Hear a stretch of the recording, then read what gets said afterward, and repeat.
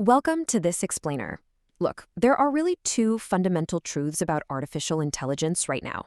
Number one, it is literally everywhere. I mean, my toothbrush actually just got an AI update this week. Yeah, let that sink in for a second. And number two, the field is changing so incredibly fast that even those of us living and breathing tech every single day, well, we find it hard to keep up. But as executives, as leaders, you don't have the luxury of just getting swept up in the hype. You need a scalable, rock-solid strategy. So we have to start by asking ourselves a pretty tough question. Is your enterprise AI strategy truly built to scale, or is it just kind of a cute experiment? Because, look, while every company is rushing to build AI tools right now, just stringing together a couple of basic chatbots, that's not an enterprise strategy. We absolutely need to avoid pilot purgatory. We need to move past the isolated experiments and build a cohesive, future-proof AI stack right from the ground up. Okay, let's dive into this. We're going to map out the ultimate enterprise AI architecture stack using a simple, 5-step strategic roadmap. First, we'll start with the brain, figuring out your foundational model architectures. Then we move to the memory, looking at how AI handles your enterprise data. Next up is the nervous system, dealing with scalable integrations. Then we give the system hands with autonomous agents. And finally, we'll cast our eyes to the future and look at what's coming on the AI horizon. Right. Let's start at the base layer of our stack. Section 1, the brain, or model architectures. This is where you're making those foundational choices about what kind of engine is actually driving your entire AI strategy. Now, you've likely heard of standard large language models, right? They're built to generate an immediate response. Boom, prompt, answer. But for complex enterprise tasks, we're seeing a massive strategic shift toward large reasoning models, or LRMs. These are specialized models, fine-tuned on verifiable problems. Think complex math or code that a compiler can actually test, so they learn to pause and, well, think. Through reinforcement learning, they generate an internal chain of thought. They break down a problem step by step before ever giving you an answer. So when building your strategy, choosing an LRM means prioritizing deep, accurate problem solving over instant chat replies for your most complex workflows. And this brilliantly illustrates the cost side of things. When deciding how to scale these massive brains, your architecture choice directly dictates your cloud infrastructure costs. Consider a monolithic LLM versus a mixture of experts, or MOE. Instead of running one massive neural network where literally 100% of the parameters are active, just draining expensive compute power, MOE divides the model into specialized neural subnetworks. We call these experts. A routing mechanism activates only the specific experts needed for a given task, and then merges their outputs. Take the IBM Granite 4.0 series as a great example. It has billions of total parameters, sure, but uses only a tiny fraction of them at inference time. So you get all the cognitive power without proportionally exploding your compute budget. Moving one layer up the stack, we arrive at section 2, the memory. Because, let's be real, a brain is completely useless if it can't remember or understand your specific company data. To build this memory, we have to fundamentally rethink data storage. We're so used to raw data blobs, just dropping standard text files or images into a database. But modern AI, it uses vector databases. To get data in there, we use an embedding model to convert a piece of data, let's say a raw picture of a mountain vista, into a vector. Now, a vector is essentially just a multidimensional, incredibly long list of numbers that mathematically captures the true semantic meaning of that content. It's wild. This allows us to perform searches not by exact keyword, but as mathematical operations, finding items that are semantically similar because their vectors are grouped close to each other in the embedding space.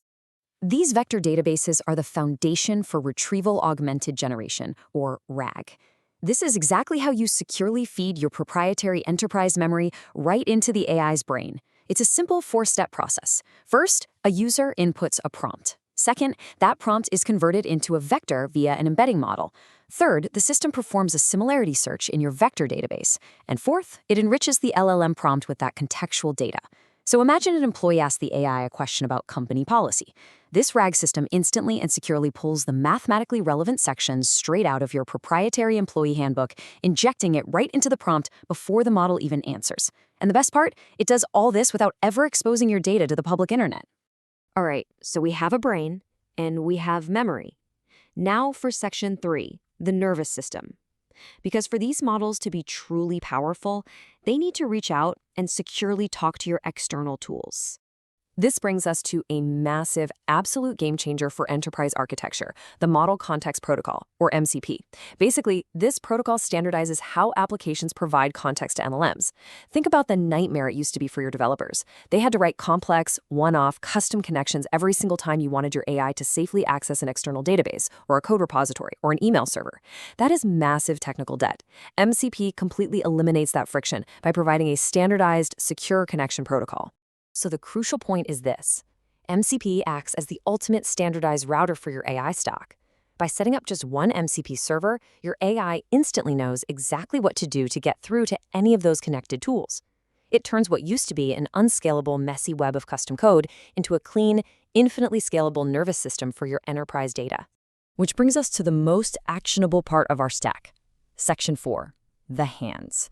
This is where we transition from an AI that just talks to you to an AI that actually executes work entirely on its own, autonomous agents. Remember earlier when we talked about basic chatbots that just respond to one prompt at a time? Well, Agentic AI shatters that limitation by running continuously. It's a constant loop. First, they perceive their environment. Then, leveraging those large reasoning models we discussed, they reason out the next best steps forward. After that, they actually act on the plan they've built. And finally, they observe the results of that action. And around we go. They aren't just answering, they are doing. To see the tangible business value here, just look at the versatile roles these agents are taking on in the enterprise right now. You can deploy an agent as a travel agent to actively book corporate trips. You could deploy one as a data analyst, autonomously spotting trends in your quarterly reports. Or get this, you could have an agent act as a DevOps engineer, literally detecting anomalies in your system logs, independently spinning up containers to test fixes, and autonomously rolling back faulty deployments. That is serious operational scale. Finally, we reach Section 5, the future. As leaders, your architecture can't just be built for today. It has to be ready for the theoretical milestones that all the frontier AI labs are furiously chasing right now. The immediate horizon we're slowly approaching is AGI, or Artificial General Intelligence.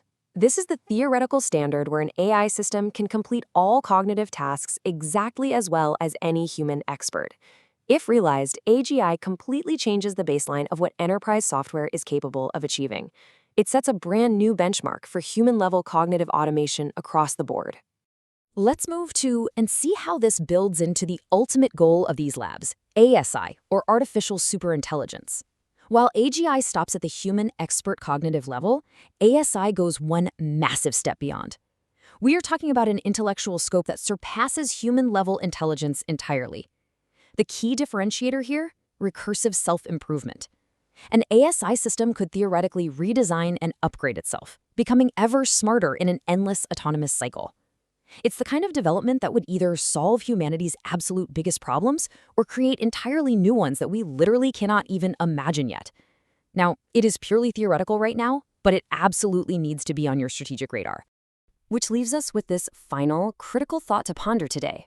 How will your enterprise architecture adapt when today's simple chatbots evolve into the autonomous, potentially self-improving super systems of tomorrow? Are you building a stack with the brain, the memory, and the nervous system to actually handle that future? I really hope this explainer has given you the foundational clarity you need to start building that robust strategy today. Thank you so much for joining me, and keep building for the future.